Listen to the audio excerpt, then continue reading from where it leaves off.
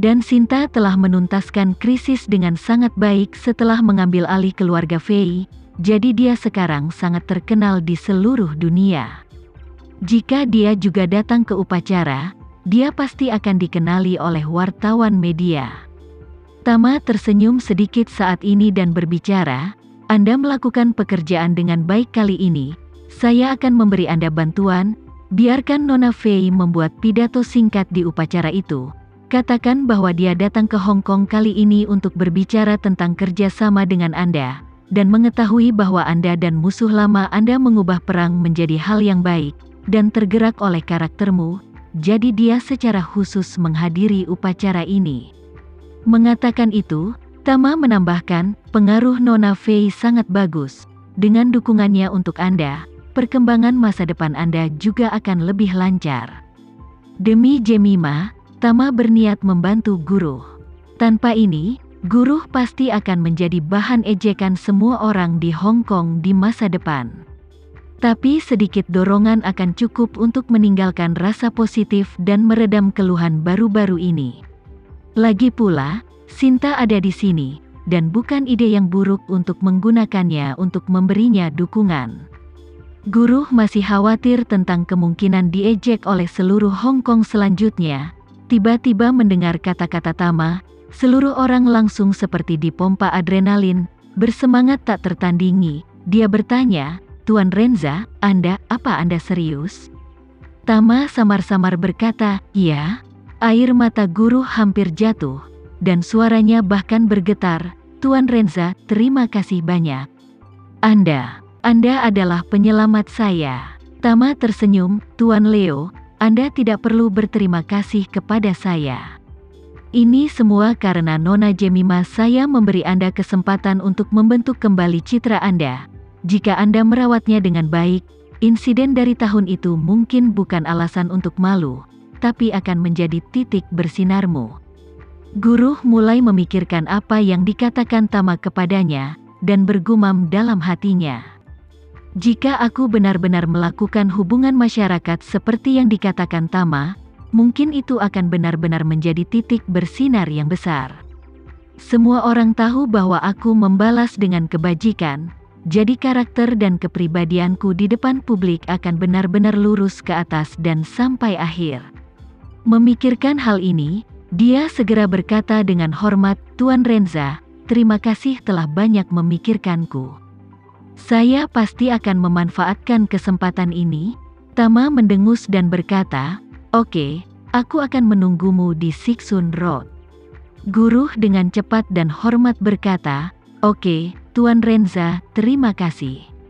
Setelah menutup telepon, semua kabut di hatinya tersapu, dan dia melambaikan tinjunya di dalam mobil dengan penuh semangat, dan seluruh orang itu bahkan lebih bersemangat dan menyeringai. Bella, yang berada di samping, tidak mengerti mengapa dia menjadi sangat bersemangat dalam sekejap dan dengan cepat bertanya, sayang, ada apa denganmu? Apa yang dikatakan orang bermarga Renza itu padamu? Guru tanpa sadar berteriak dengan marah, diam. Bagaimana kamu bisa berbicara seperti ini? Kenapa kamu tidak sopan? Kamu ingin mengatakan, nama keluarga Renza? Atau Tuan Renza? Bella bergumam sedikit sedih, kamu baru saja mengatakan bahwa yang bermarga Renza adalah bintang jahat, dan sekarang kamu berbicara tentang aku memanggilnya. Itu kan tadi, guru berkata dengan ekspresi di wajahnya dengan hormat berkata, setelah hari ini, Tuan Muda Tama akan menjadi orang tuaku yang terlahir kembali.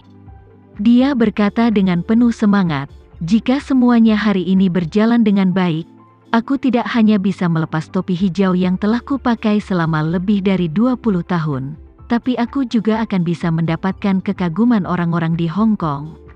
Lebih penting lagi, Nona Fei maju untuk mendukung saya, dan aku tidak akan menjadi seperti dulu lagi di masa depan. Bella berseru, apa, Nona Fei juga akan mendukungmu? Ya, guru berseru dengan penuh semangat. Kali ini benar-benar situasi yang menyedihkan. Berkat kebaikan Tuan Renza, demi Jemima, dia membantuku. Setelah berbicara, dia tidak bisa menahan diri untuk berkata dengan penuh semangat, "Oh, Jemima, Jemima adalah pahlawanku. Akhir-akhir ini, daripada menghabiskan uang untuk melahirkan seorang putra yang hanya membuatku marah dan menyebabkan masalah bagiku, lebih baik punya anak perempuan. Lebih baik punya anak perempuan.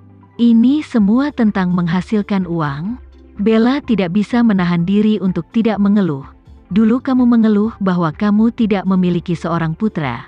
Tapi sekarang aku telah memberimu seorang putra dan kamu mengatakan ini sekarang." Guru berkata dengan serius, "Sejujurnya, anak itu, aku tahu ketika aku melihatnya bahwa dia pasti tidak akan sukses di masa depan. Di mana, di sekolah dasar, dia bahkan tidak lulus 20 dari 100 kertas ujian. Akan ada hantu di masa depan." Bella juga menundukkan kepalanya dengan frustrasi. Anak ini benar-benar tidak terlalu menjanjikan. Tidak apa-apa jika dia tidak suka belajar. Kuncinya adalah dia bodoh. Dia mengundang guru terbaik di Hong Kong untuk mengajarinya di rumah, tapi dia tetap tidak bisa belajar. Dilihat dari situasinya, pada dasarnya tidak ada harapan apapun. Beberapa saat kemudian, iring-iringan mobil guru memasuki Sam Sui Po. Tim All Rolls-Royce membentuk kontras yang sangat kuat dengan jalanan bobrok di area tersebut. Hampir semua penduduk menjulurkan kepala dari jendela sempit dan menatap tercengang pada barisan iring-iringan mobil mewah yang tak berujung ini. Di tempat seperti Sam Sui Po, pemandangan luar biasa seperti itu belum pernah terlihat selama beberapa dekade. Akibatnya, banyak orang mengeluarkan ponsel mereka untuk memotret dan sekaligus mempublikasikan konten ini di media sosial. Konvoi dengan cepat tiba di depan rumah tua keluarga Sasongko. Di kamar bobrok, Hedy, bersama ibunya, adik-adiknya dan beberapa anggota lainnya sudah menunggu. Ketika konvoi tiba di pintu, adik perempuan Hedy melihat konvoi mewah di bawah melalui jendela, dan bertanya dengan gugup, "Kak, apakah kita perlu keluar untuk menemui mereka?" Hedy menggelengkan kepalanya dan berkata dengan ringan, "Hari ini, ada 2 tujuan. Yang pertama harus setara dengan mereka, dan yang kedua adalah bersikap acuh tak acuh antara konsep kehormatan dan rasa malu." Kakaknya mengangguk mengerti. Dia hanya merasa bahwa mungkin tidak pantas untuk tidak pergi menemui guru, seorang pria kaya terkenal, yang datang ke rumah mereka untuk menjemput keluarganya secara langsung. Namun, bagi Hedy, dia tidak ingin keluarganya kalah di hadapan guru mulai hari ini. Meskipun guru adalah seorang miliarder, dia tetap berharap keluarga ini dapat mempertahankan martabat mereka di depan guru.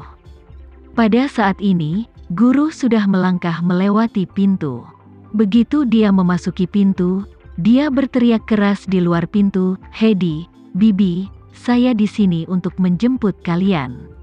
Hedy membuka pintu dan berkata dengan sopan, "Terima kasih, Tuan Leo, karena Anda sendiri yang datang ke sini."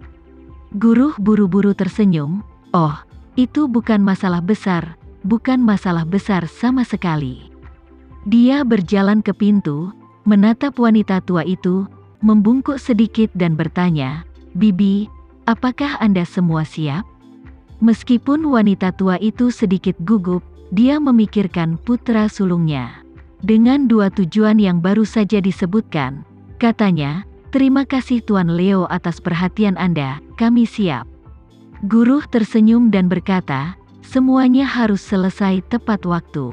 Setelah mengatakan itu, dia menunjuk keluar dan berkata, "Mobilnya sudah disiapkan. Apakah Anda siap untuk pergi? Berapa banyak barang bawaanmu? Jika ada lagi, saya akan meminta seseorang untuk datang dan membantu." "Tidak perlu." Wanita tua itu tersenyum dan berkata, "Hedy mengingatkan semua orang tadi malam untuk menyiapkan lebih sedikit barang bawaan, jadi semuanya hanya 1 koper per orang."